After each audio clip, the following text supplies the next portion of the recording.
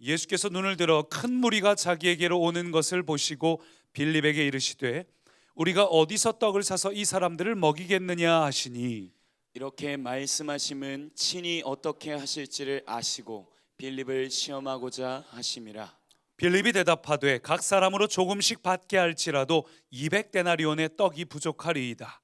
제자 중 하나 곧 시몬 베드로의 형제 안드레가 예수께 여짜오되 여기 한 아이가 있어 보리떡 5개와 물고기 2마리를 가지고 있나이다.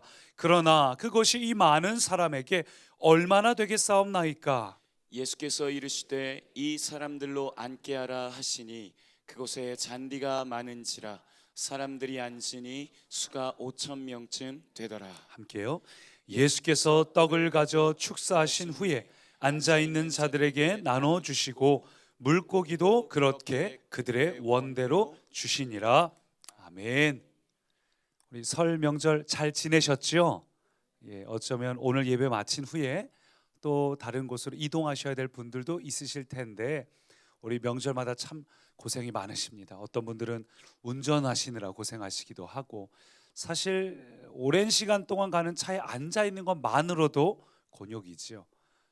그리고 또 그 집에 명절에 도착을 해서 쉬실 수 있는 분들도 있겠지만 또 대부분이 그곳에서 일을 하거나 또 어떤 일손을 도와야 되기 때문에 참 이모저모로 명절이 될 때마다 명절이 기쁜 것보다는 좀 육체적으로 힘들고 피곤한 분도 계실 겁니다. 여러분, 그러나 우리가 제사를 안 드리는 것만으로도 감사를 해야 돼요.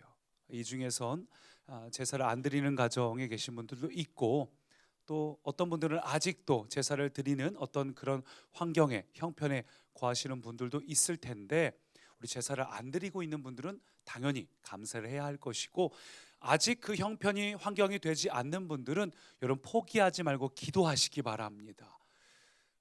제가 이 명절이 될 때마다 제가 굉장히 마음에 감사함이 오는 것은 간혹 명절을 앞두고 혹은 돌아가신 기일을 앞두고 저를 찾아오셔가지고 우리 집안에서는 더 이상 제사를 드리지 않기로 했다, 추도 예배를 드리기로 했다, 그러면서 추도 예배를 어떻게 드리는 건지를 물어오시는 분들이 있을 때 굉장히 반가워요. 그래서 굉장히 궁금한 게 많으시더라고요. 추도 예배를 드릴 때 밥을 다 상을 차려놓고 예배를 드려야 되는가, 밥을 다 해놓고 식는데 그렇게 해야 되는가, 제사를 드렸던 개념에 맞춰서 질문하시는 분들이 있고, 또 추도 예배를 어떻게 드려야 되는지를 물어보시는 분들이 있는데, 이번에도 이 명절을 앞두고 그렇게 물어보시는 분들이 있어서 설명을 쭉 드린 적이 있었습니다. 여러분, 이게 결코 쉽게 되는 건 아니지만 우리가 기도할 때 하나님께서 반드시 기도의 열매를 우리로 하여금 맺게 하십니다. 여러분, 그러므로 포기하지 말고 기도하시기 바랍니다. 기도하다가 기다리느라고 지치지 마시고, 기도하면서 너무 응답이 더디다고 실망하지 마시고, 그리스도인이 하나님의 뜻에 합당한 기도를 할 때에 그 기도는 반드시 이루어집니다. 반드시 이루어집니다. 그러니 포기하지 마시고 내가 누구인지 기억하면서 내가 왕의 자녀고 하나님의 위대한 상속자답게 하나님의 뜻에 합당한 이 기도를 하고 있으니 하나님 반드시 이루어 주십시오. 실망하지 말고 기도하실 때 반드시 여러분 그 열매를 취하시기 바랍니다. 하나님의 자녀가 하나님의 뜻에 합당한 기도를 할 때 여러분 그 기도는 반드시 이루어집니다. 포기하지 말고 기도하십시오. 여러분, 그러나 세상은 그렇지 않아요. 세상은 사람들이 자기가 원하는 열매를 맺기 위해서 최선을 다해서 노력을 하고 수고하고 애쓰지만 많은 사람들이 그 노력한 것을, 그 결과를 온전히 누리며 살지를 못합니다.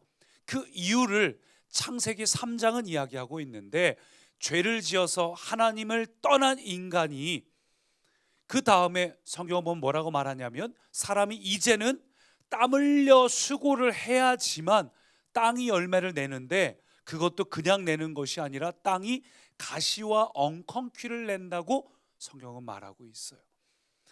전에 수요예배 때 한 2주 전에 나눴던 것처럼 원래 사람은 하나님을 닮아서 하나님의 창조와 사람이 할 수 있는 이 말을 선포의 창조는 다르지만, 빠라와 이 아싸의 차이가 있지만 사람도 하나님께서 말씀으로 선포할 때 창조할 수 있도록 지어주셨습니다. 하나님은 무에서 유를 창조하신 거고 우리는 하나님이 지어주신 이 피조물을 통치하고 다스릴 수 있는 권세를 우리에게 주셨어요.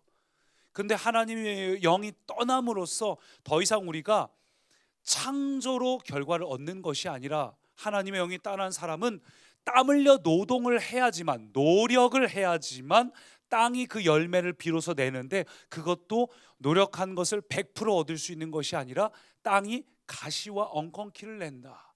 그게 오늘날 우리의 현실이에요. 왜 많은 사람들이 최선을 다해서 노력을 하는데 그 결과를 온전히 얻지 못할까?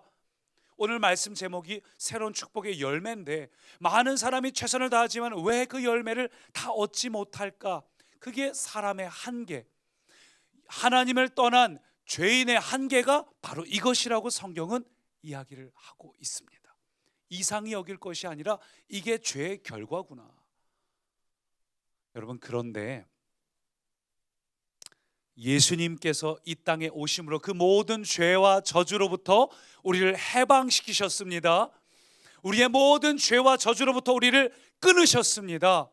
이제 우리가 예수 그리스도 안에서 믿음으로 꿈을 꾸고 하나님의 뜻이 우리 가운데 이루어지기를 취하면서 기도하고 하나님 앞에 구하는 것마다 하나님께서 이루게 하십니다.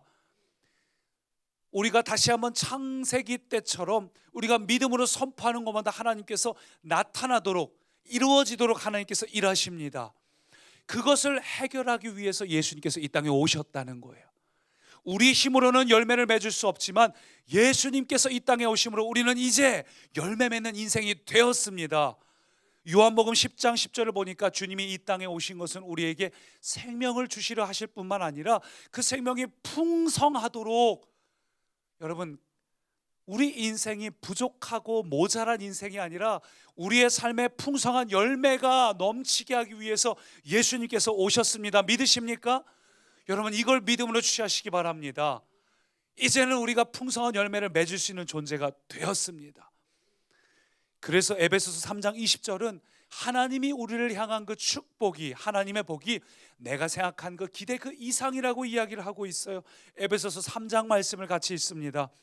우리 가운데서 역사하시는 능력대로 우리가 구하거나 생각하는 모든 것에 더 넘치도록 능히 하실, 할렐루야! 주님이 이런 분이라는 거예요. 주님이 우리에게 맺게 하실 열매는 바로 이런 겁니다. 여러분, 이 말씀을 있는 그대로 취하시기 바랍니다. 우리가 예수 그리스도를 떠나서는 절대 이 말씀이 우리에게 이루어질 수 없겠지만 예수 그리스도 안에 있는 우리에게는 이 말씀이 이루어집니다. 성령님이 거하고 있는 그리스도인에게는 그가 하나님의 뜻에 일치하여 구하는 것마다 우리가 기대하고 생각했던 것 그 이상으로 주님은 능히 하실 수 있는 분이다. 이런 주님의 마음과 능력을 증명하는 사건이 오늘 본문에 소개된 사건이에요. 예수께서 떡을 가져 축사하신 후에 앉아있는 자들에게 그 떡과 고기를 주시는데 어떻게 주셔요? 그들의 원대로 주시니라. 오병이어에 불과했지만 그들이 몇 개를 원하든지 간에 다함이 없이 풍족하게, 풍성하게, 모자람 없이 넘치도록 먹었다는 거예요. 여러분, 이게 주님이십니다. 우리는 우리의 노력으로 아무리 노력을 해도 원하는 것을 다 얻을 수 없어요. 그게 우리의 현실이고 우리의 한계입니다. 변하고 싶어도, 달라지고 싶어도, 새로운 미래를 꿈꾸고 싶어도 우리의 노력으로는 한계가 있습니다. 이상할 것도 아니에요. 당연한 거예요. 그러나 예수 그리스도 안에 있는 우리가 주님 안에서 이 문제를 바라볼 때에 주님을 원하는 모든 것들을 주실 수 있는 능력의 소유자임을 믿으시기 바랍니다. 주님은 부족함이 없고 다함이 없으셨어요. 그리고 이 위대한 기적을 보고 모든 사람들이 깜짝 놀라서, 당시에 그 백성들이 오병이어의 떡을 먹고 깜짝 놀라서 그 다음 어떻게 했을까요? 그 다음 이 분을 내가 메시아로 믿어야겠다가 아니라 떡을 얻기 위해서 이분을 우리의 왕으로 삼아야겠다. 해석이 잘못됐죠. 여러분, 그리고 오늘날도 많은 성도님들이 예수 그리스도를 바라보면서 이런 기대를 하고 있는 것 같습니다. 많은 사람들이 예수님을 바라보면서 우리가 구하는 것은 우리가 크게 노력하지 않아도 주님 승진 좀 되게 해주십시오. 돈 좀 많이 벌게 해주십시오. 우리가 좀 여유 좀 생기게 해주십시오. 어떻게 보면 우리는 예수님을 바라보면서 그분이 이런 능력을 행했기 때문에 그분이 어떤 분인가를 보는 것이 아니라 여전히 주님이 나의 왕이 돼서 내 삶을 책임져서 내가 노력하지 않고도 풍족하게 살기를 우리가 기대하고 있습니다. 여러분, 그러나 우리는 이 기적을 보면서 이 기적에서 이 어리석은 백성들처럼 기적의 결과, 현상을 보는 것이 아니라 본질을 보시기를 축원합니다. 오병이어의 기적을 보면서 그저 예수님만 쫓아다니면 내가 잘 먹고 잘 살겠지, 나의 아이 잘 해결되겠지, 그런 수준 낮은 생각이 아니라 하나님이 어떤 분인지를 발견하시기를 축원합니다. 오병이어 기적 사건의 본질은 내가 얼마나 많은 것을 먹고 누렸는가 거기에 달려 있는 것이 아니라 주님이 대체 어떤 분인가. 주님은 풍성하고 다함이 없으신 분이다. 그리고 그 복을 어떤 사람이 어떻게 반응할 때 누리는가. 주님이 이 사건을 통해서 가르쳐주고 싶었던 그 핵심이 무엇인가. 여러분, 그것을 깨달아야 됩니다. 그것을 깨닫는 사람은 마치 고기를 얻는 것이 아니라 고기 잡는 법을 주님으로부터 받는 것처럼 이 믿음의 법칙을 우리가 깨달을 때, 하나님의 뜻이 무엇을 주목하고 있는지를 우리가 발견할 때 저와 여러분 가운데 이 축복의 열매를 날마다 누리시기를 축원합니다. 그게 사도 요한이 말하고 싶은 핵심이에요. 여러분, 요즘 계속해서 두란노 생명의 삶 본문 잘 하고 계시죠? 이게 어디 본문이었는지 기억나시나요? 이번 주 월요일 본문이었어요. 근데 이 사도 요한이 계속해서 쓰고 있는 핵심 요지가 뭐냐 하면, 예를 들어서 우물가의 여인에게는 당신이 생수라는 것을 강조하셨고, 그리고 오늘 이 오병이어의 기적을 통해서는 그 다음 뭘 강조하시죠? 당신이 영생을 주시는 생명의 떡이라고 이야기를 하고 있죠. 기적의 현상인 육신의 떡에 주목하는 것이 아니라 기적의 본질인 예수 그리스도 생명의 떡에게 집중하도록 하는데 어떻게 했죠? 많은 사람들이 주님을 이 말씀은 어렵도다 떠나고, 주님께서 말씀하시잖아요. 너희도 가려느냐? 주여, 생명의 말씀이 여기 있는데 제가 어디로 가겠습니까? 여러분, 생명의 그 본질, 기적의 본질을 오늘 우리가 붙잡기를 축원합니다. 예수님께서 우리에게 기대하시는 것이 무엇인가? 우리를 향한 하나님의 축복은 상상 그 이상이에요.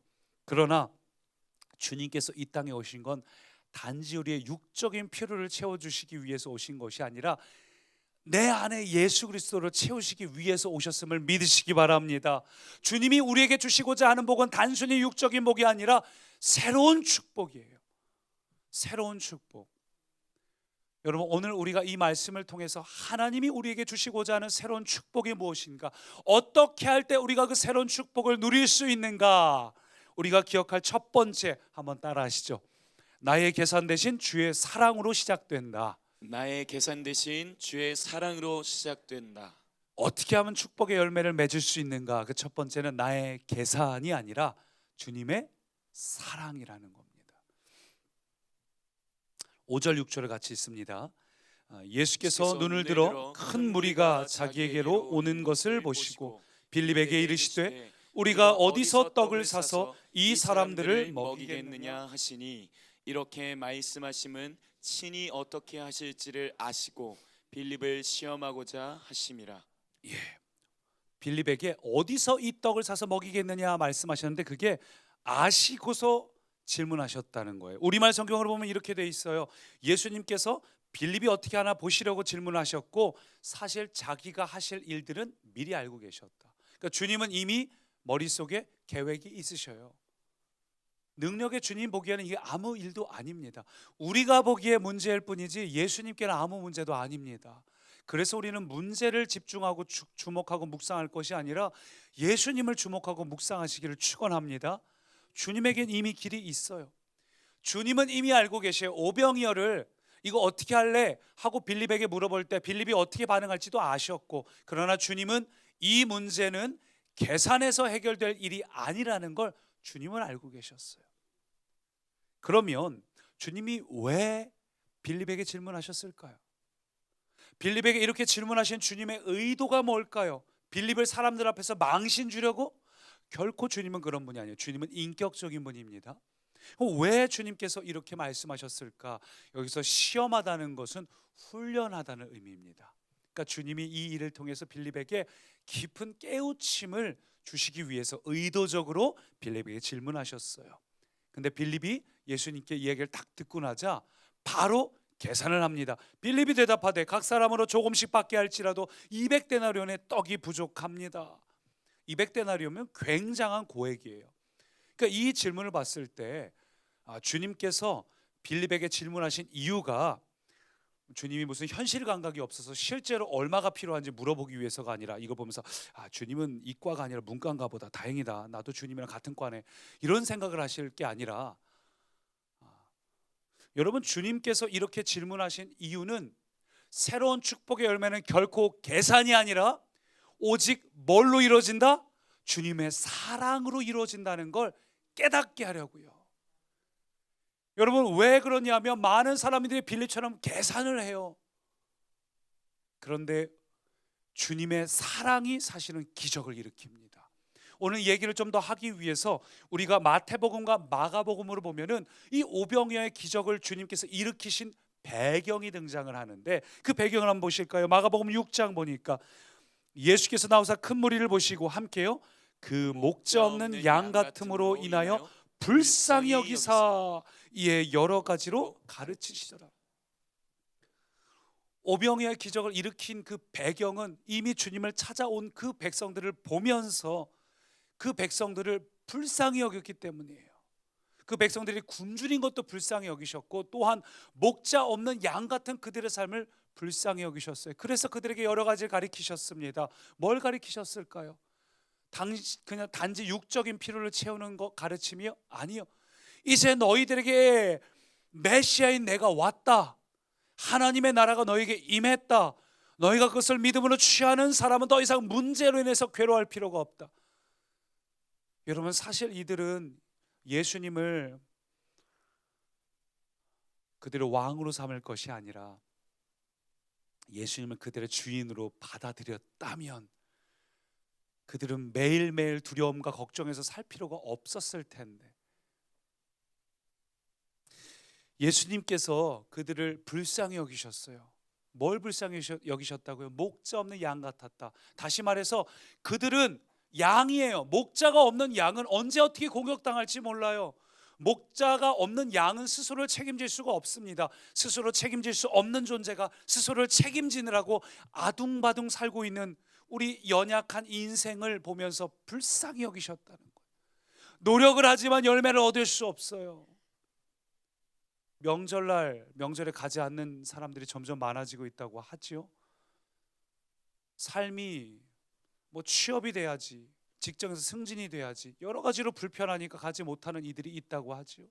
여러분, 그래요. 정말로 우리 인간은 우리의 노력으로 우리 스스로를 책임지려고 하면 목자 없는 양처럼 괴로울 뿐이에요.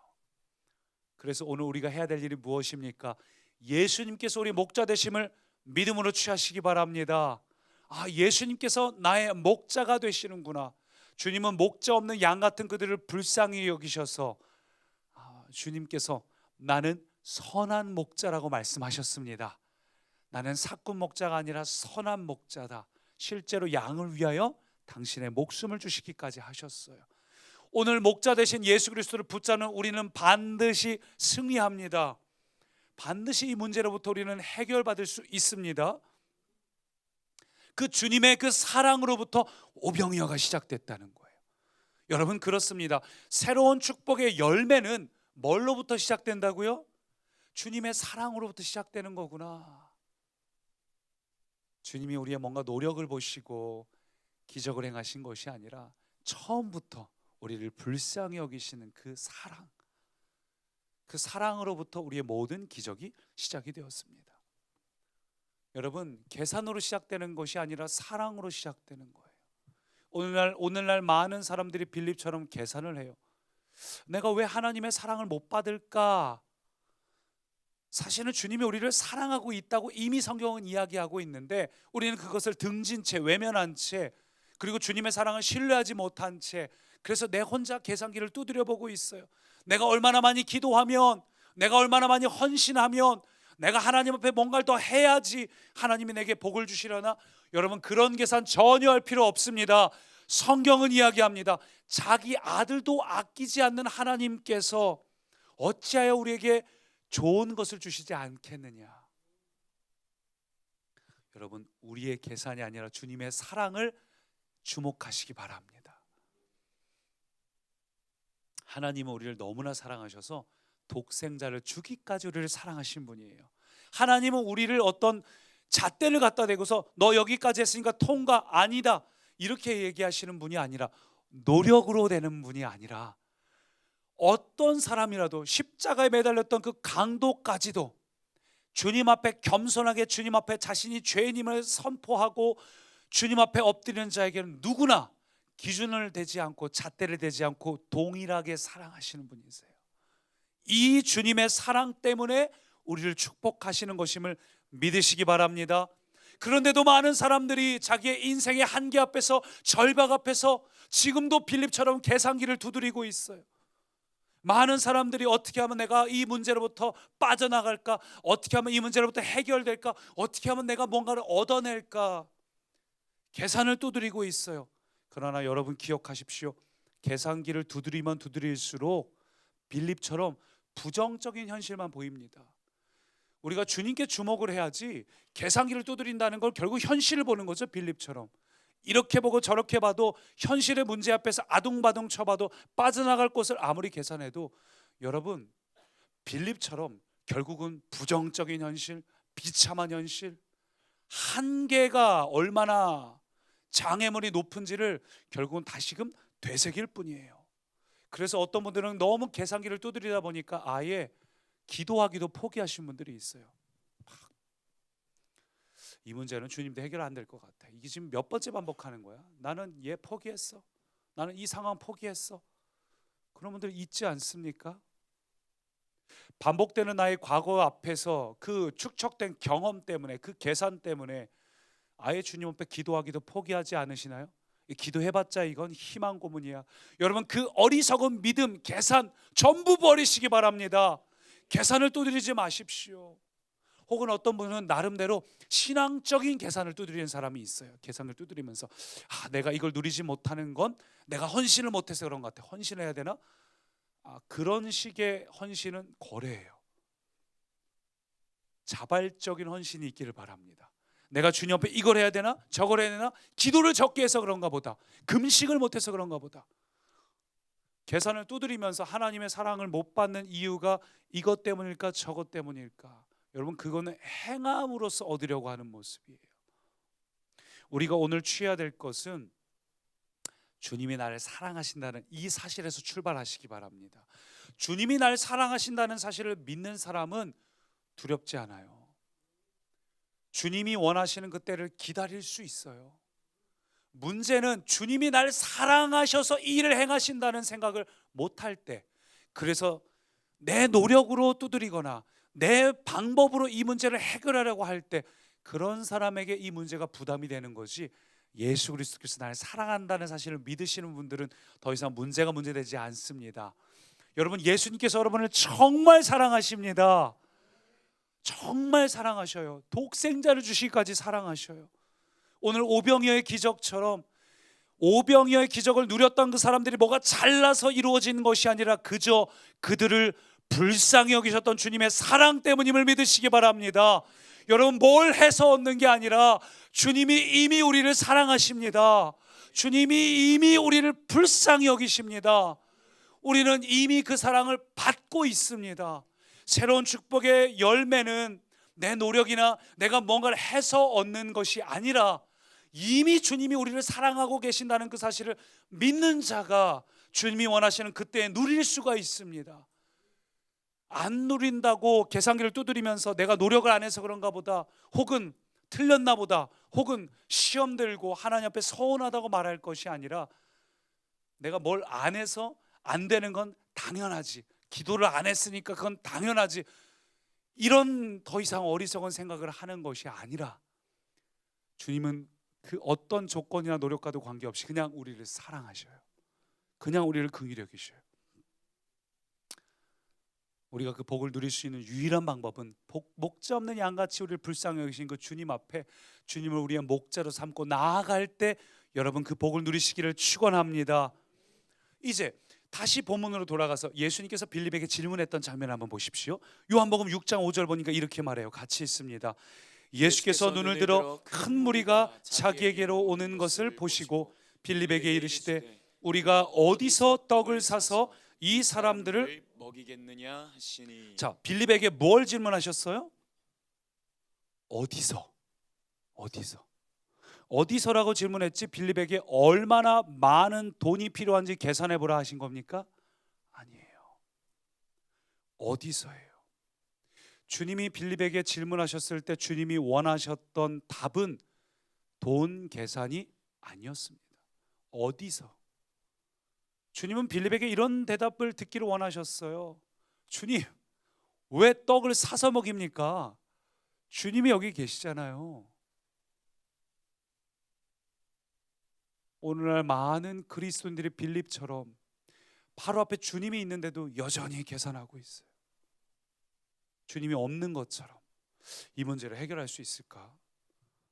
이 공식 더해보고 저 공식 더해보고 아무개 해봤다는데 그렇게 그 돈 갖고는 안 된대. 아무개가 해봤다는데 그거 해결 안 된대. 미래가 불투명하고 왜 예수님이 앞에 계신데 왜 예수님이 없는 것처럼 행동하죠? 사랑하는 꿈의 가족 여러분, 빌립이 사실 했어야 될 대답, 주님 왜 떡을 사서 먹여요? 주님이 여기 계시잖아요. 그럼 주님께서 빙긋이 웃으셨겠죠. 오늘 우리가 그렇게 답하기를 축원합니다. 여러분, 이게 핵심이에요. 어디서라고 물을 때 우리가 거기서 어디서 돈 계산할 것이 아니라 주님이 여기 계시는데, 여러분 주님이 우리를 사랑하셔서 친히 이 땅에 오신 분입니다. 인간적으로 계산기를 두드리면서 투덜거리고 불평할 것이 아니라 주님이 나의 목자가 되시면 내게 부족함이 없습니다. 믿으십니까? 주님이 나의 목자가 되시면 부족함이 없습니다. 빈들이 무슨 상관이 있어요? 사망의 음침한 골짜기가 무슨 상관이 있어요? 여러분, 주님이 여러분 앞에 정말 같이 계십니까? 그 주님의 손 덥석 잡고 계십니까? 주님이 정말 살아계신 분입니까? 빌립처럼 계산할 것이 아니라 주님이 정말 여러분 앞에 살아계신 분입니까? 돈 계산하지 마시고 어디서라고 질문할 때 예, 주님 어디든 상관없어요. 주님과 함께라면. 이 소망이 우리 가운데 있기를 축원합니다. 그러므로 여러분, 그것을 믿는 여러분이라면 아무리 큰 문제라도 더 이상 두려워할 필요가 없어요. 어디에 있든지 주님과 함께라면 우리는 반드시 그 문제를 이길 수 있습니다. 어디에 있든지 주님과 함께라면. 빌립처럼 자기 앞에 있는 주님을 놓치는 것이 아니라 주님의 손을 꼭 붙잡으시기를 축원합니다. 혹 지금 내 마음에 두려움과 불안함이나 염려가 있는 분들은 선포하십시오. 주님이 나와 함께 계시니까 내가 괜찮습니다. 나는 주님이 나의 목자이기 때문에 괜찮습니다. 주님이 나를 내 조건 때문이 아니라 목자 없는 양같이 긍휼히 여기시는 분임을 내가 이 사건을 통해 믿습니다. 조건이 아니라.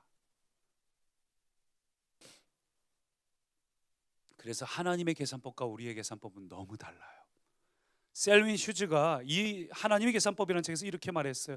성경을 연구할수록 하나님의 계산법이 얼마나 영광스럽게 비논리적인가를 깨닫게 된다. 수학에서 5 더하기 1은 뭐죠? 예, 여러분 헷갈리실까 봐 걱정했는데 7이에요. 약간 망설였어요. 다들 이렇게 7. 근데 성경에서 5 더하기 2는 뭐라고요? 5000 플러스 알파다. 이게 하나님의 계산법이에요. 하나님의 계산은 현실이 아닙니다. 하나님의 계산은 나의 노력도 아닙니다. 여러분, 그러므로 우리가 집중해야 될 것은 지난주 나눈 것처럼 우리를 얼마나 사랑하는지 세상 표현대로 하자면 호갱이나 다름없다고 말할 정도로 우리를 변함없이 사랑하시는 그 하나님, 그 하나님의 사랑을 집중할 때 우리는 우리의 축복의 열매를 시작할 수 있습니다. 여러분, 그래서 안타깝게도 오병이어의 기적을 경험하고도 여전히 예수님을 쫓아가면서 육적인 양식을 구했던 어리석은 백성이 되는 것이 아니라 영생에 이르는 생명의 양식을 주는 그 예수님, 목자 되신 그 예수님, 떡을 주목하는 것이 아니라 예수님께 주목하시기를 축원합니다. 떡을 주시는 예수님이 아니라 목자 되시는 예수님, 나를 사랑하시는 예수님께 주목하시기 바랍니다. 그래서 26절부터 보니까 이렇게 말해요. 같이 있습니다. 너희가 나를 찾는 것은 표적을 본 까닭이 아니요 떡을 먹고 배부른 까닭이로다. 썩을 양식을 위하여 일하지 말고 영생하도록 있는 양식을 위하여 하라. 아멘. 아멘. 여러분, 주님의 사랑을 깊이 누리는 우리 모든 꿈의 가족 되기를 소망합니다. 떡을 주시는 왕이신 예수님이 아니라 떡을 주실 만큼 우리를 사랑하시는 예수님, 여러분의 계산이 아니라 주님의 사랑입니다.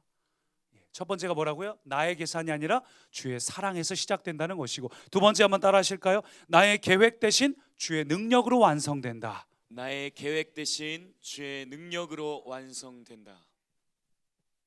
계산이 아니라 사랑이고 계획이 아니라 주님의 능력이에요. 8절 9절 보니까 안드레가 등장을 하죠. 안드레가 오병이어를 갖고 왔는데 그런데 여기까지는 참 좋은데 부정적인 믿음이에요. 그러나 이거 가지고 이 많은 사람들에게 얼마나 되겠습니까? 여러분, 그나마 안드레는 좀 나았어요. 빌립이 열심히 계산기를 두드리면서 숫자를 세는 동안에 안드레는 사람들 사이를 돌아다니면서 해결책을 모색했어요. 이것도 굉장히 믿음의 반응이죠. 주님이 뭘 하고자 하는지 그 의도를 알았기 때문에 부정적인 답변을 만드는 것이 아니라 믿음의 답변을 만든 거예요. 근데 돌아다니면서 안드레가 무리 속에서 아마도 이렇게 소리쳤나 봐요. 자, 혹시 도시락 싸온 분 계신가요? 도시락? 아니, 그러니까 아이가 도시락 한 거를 막 갑자기 뺏어온 건 아닐 거 아니에요. 돌아다니면서 같이 나눠 먹어봅시다 뭐 얘기하는데 다들 안 갖고 왔거나 혹은 갖고 왔어도 숨고 있는데 꼬맹이가 갑자기 너 도시락 있냐 하니까 예 하면서 내놓은 게 아닐까 싶기도 하고, 성경에 없는 내용입니다. 믿으시면 안 돼요. 성경에 없는 상상입니다. 어쨌거나 안드레가 오병이어의 떡을 가진 아이를 찾아왔어요. 그러니까 이 찾아오는 과정은 분명히 안드레 스스로 무언가 계획이 있었던 것 같습니다. 그리고 돌아다니면서 찾아왔어요. 그리고 약간 실망했어요. 주님, 내가 열심히 돌아다니면서 계획 세워갖고 사람들에게 얘기해봤는데 고작 요거밖에 못 갖고 왔어요. 그러니까 주님께 갖고 오기는 갖고 왔는데 안드레의 계획이 있었기 때문에 실망한 겁니다. 그렇죠? 여러분, 우리도 안드레처럼 내가 원하는 열매를 얻기 위해서 계획을 세워요. 이렇게 돌아다니면서 내가 좀 얘기하다 보면 저 예수님의 제자입니다. 자, 일단 도시락 한번 내보십시오. 그래도 오늘 몇 개는 거둘 수 있겠지. 근데 우리가 열매를 얻기 위해서 세운 계획들은 대부분 안드레처럼 결국 실패합니다. 내가 세운 계획으로 요 정도 타이밍에 요 정도 시간대에 어떻게 되겠지, 대부분은 실망하고 실패한다는 거예요. 안드레처럼 주님께 갖고는 왔지만 실망해서 이 정도 갖고는 되겠습니까? 왜냐하면 내 계획상으로 이거 갖고는 안 되니까, 더 있어야 될 것 같으니까. 근데 실망한 안드레에게 주님 뭐라 그러셔요? 마가복음 6장으로 보니까 이렇게 말해요. 모든 사람을 안치게 하고 100명씩 50명씩 안친 후에 축사하셨다고 이야기합니다. 축사하셨다는 게 우리가 요즘 나누고 있는 새로운 축복, 그 축복이라는 단어랑 같은 단어예요. 축복하셨다는 거예요. 복을 하나님께서, 율로게어라는 단어인데 하나님의 복이 거기에 임하도록 하셨다는 거예요. 그리고 나서 기적이 시작됐습니다. 다시 말해서 안드레가 계획한 것처럼 계획으로 된 것이 아니라, 안드레 계획처럼 사람들이 뭔가를 내놓아야 열매가 맺혀지는 게 아니라, 계획대로 이루어져야 열매가 맺혀지는 게 아니라, 뭐 할 때? 하나님의 능력이 나타날 때 비로소 열매를 맺을 수 있습니다. 우리의 인생의 열매는 내 계획으로 이루어지는 것이 아니라 하나님의 능력으로 이루어지는 것을 믿으시기 바랍니다. 내가 계획을 잘 세웠다고 이루어지는 게 아니에요. 내가 계획을 잘 세우는 것이 아니라 나의 목자가 되신 그 주님께서, 주님의 능력이 나타날 때, 그때 저와 여러분 가운데 이 새로운 축복의 열매를 맺게 하십니다.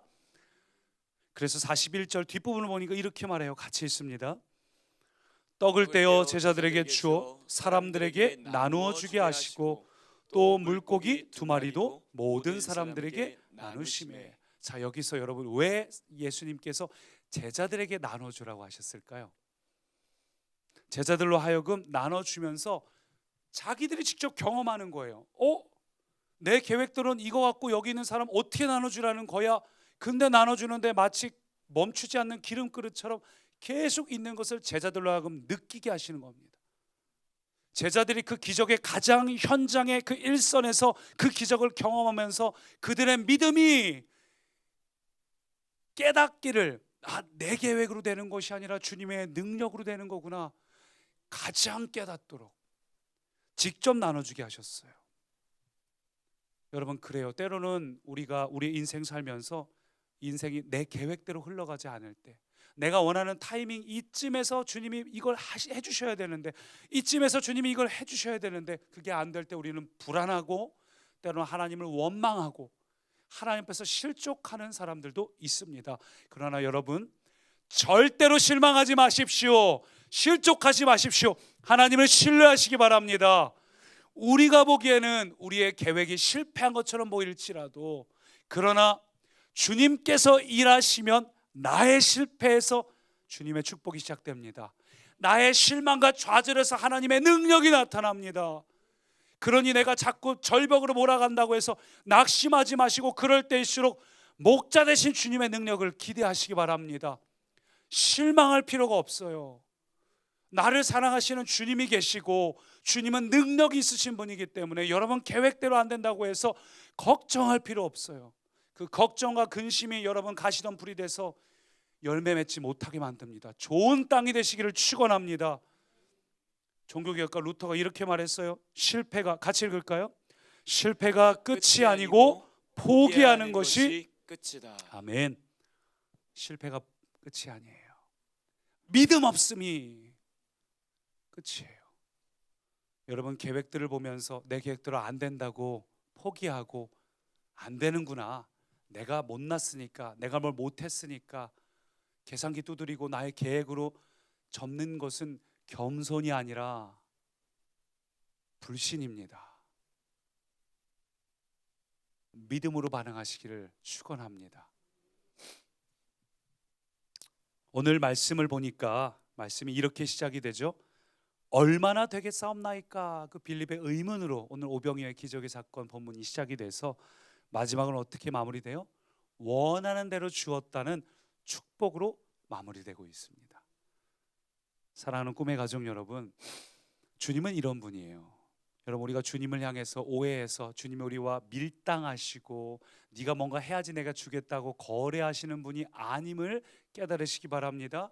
주님은 우리를 너무나 사랑하시기 때문에 우리는 의문으로 시작할지 몰라도 결국 우리의 마지막은 원하는 대로 주셨다는 이 하나님의 축복으로 마치게 됩니다. 주님 우리를 너무나 사랑하시기 때문에 우리가 원하는 그 이상으로 우리에게 주의 사랑을 쏟아 부어 주시는 분입니다. 그래서 은혜지요. 은혜예요. 한량없는 은혜예요. 주님의 그 사랑이 쏟아 부어 주시는 것들을 경험하시기 바랍니다.